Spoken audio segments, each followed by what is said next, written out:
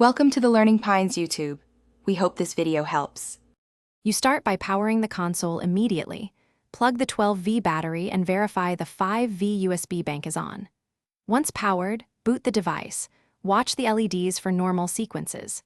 Make sure to mount the unit on a stable, flat surface so vents stay clear and solar panels face the sun if used. While it boots, confirm cables are secure and the waterproof case seals correctly. This prevents moisture issues and keeps the system stable during the next steps. Once the system is running, set up connectivity. Tether to a phone hotspot or bring a mesh node. Check signal strength and reposition for best RSSI. Then configure the console, assign a clear host name, enable SSH for remote work, and run package updates so software is current. Make sure to set the system clock and store logs to persistent media. Also change default passwords and enable a basic firewall so your device stays protected, while you can now run your console tasks, launch scripts, monitor CPU and memory, and redirect outputs to an external drive.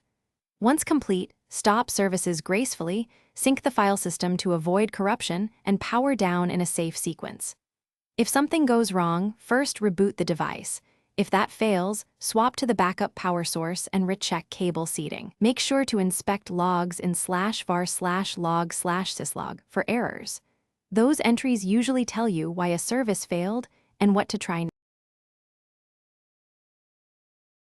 Thanks for watching. Consider subscribing if we helped you.